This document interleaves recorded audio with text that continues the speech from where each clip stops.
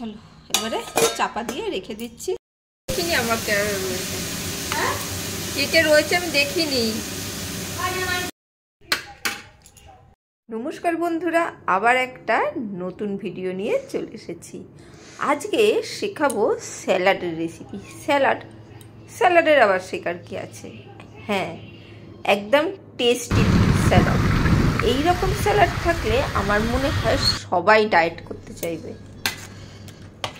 Chicken solid পিসগুলো কাটা হচ্ছে সুন্দরভাবে,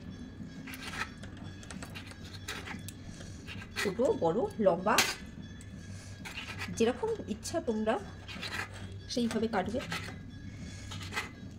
হাড় ছাড়া চিকেনগুলো নিয়েছি, তাহলেই তো কাটা যাবে, নাহলে তো কাটা যাবে না। না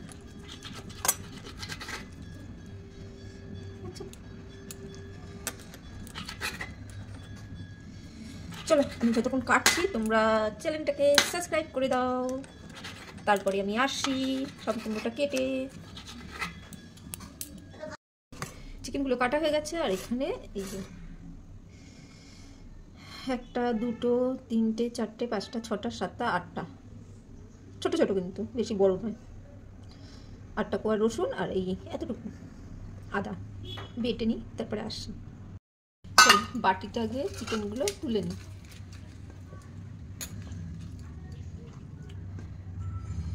সব তুলে নিলাম। এর মধ্যে এবারে আদা রসুন যেটা পেস্ট করলাম সেটা দিয়ে দেবো। এই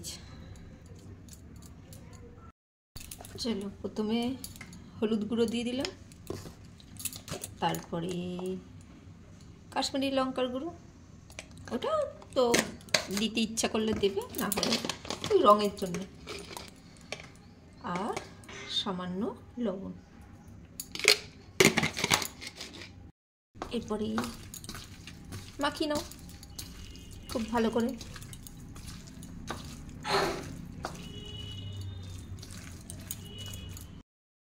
চলো এবারে চাপা দিয়ে রেখে দিচ্ছি। এখন ওই 2টো বাজতে যায়, আমি এটা রাত্রিরে করব। চলো, ম্যারিনেশন তো করাই ছিল। এবারে সন্ধ্যেবেলায় আমি একটু অল্প সামান্যই, দেখতে পেলে 1 চামচেরও কম সর্ষের তেল দিয়ে দিয়েছি। আর এই চিকেনগুলো আমি দিয়ে দিচ্ছি কড়াইয়ের মধ্যে। একদম হাই ফ্লেমে চিকেনগুলোকে পুরো ভাজা করে নেব। হাই ফ্লেমে ভেজে নিলেই চিকেনগুলো হয়ে যাবে। চিকেনগুলো যেহেতু ম্যারিনেশন করা ছিল, কোনো অসুবিধা হবে না। আর 1 ফোঁটাও কিন্তু জল বেরায়নি। ঠান্ডায় ফ্রিজে রাখিও নি, এমনিই ছিল। এইভাবে অবশ্যই এই স্যালাডটা ট্রাই করে দেখো, এত দুর্দান্ত হয়েছে। যারা খায় না তারাও খাবে। এখানে শসা, পেঁয়াজ, কাঁচা লঙ্কা আর ধনেপাতা নিয়ে নিয়েছি, সেগুলো চপার মেশিনে চপ করে নেব। তোমরা এমনিও মানে বটিতে কুচি কুচি করে কেটে নিতে পারো। মানে মিহি করে নিয়েছি যেহেতু, মানে যাতে মুখে পড়ে, মানে স্যালাড পড়ছে বলে খেতে হবে চিবিয়ে, সেটা না হয়, সেই জন্যে আমি চপার মেশিনে চপ করে নিচ্ছি। তোমরা কিন্তু ওই যে বললাম, এমনিতেও মানে হাতেও একদম কুচি কুচি করে কেটে নিতে পারো। চিকেনগুলো ভাজা হয়ে গেছে, তুলে রেখে দিয়েছি। আর এখানে টক দই দিয়ে দিচ্ছি, জল ঝরানো টক দই। হ্যাঁ, জল থাকলে হবে না, একটু জল জল হয়ে যাবে, সেই জন্য জল ঝরানো টক দইটাই দেবে। আর এখানে পেঁয়াজ, লঙ্কা, ধনেপাতা যেগুলো চপ করেছিলাম সেইগুলো দিয়ে দিচ্ছি। আর এখানে চপার মেশিনে ওই শসাটা ছিল সেটাও একদম কুচি কুচি করে নিলাম। ওই যে বললাম না, মুখে যাতে না পড়ে, তাহলে কি হবে, খাওয়ার টেস্টটা যারা স্যালাড খায় না তারাও কিন্তু খাবে। এর মধ্যে অবশ্যই একটু বিট লবণ দিয়ে দিচ্ছি, যার জন্য টেস্টটা দারুণ আসবে।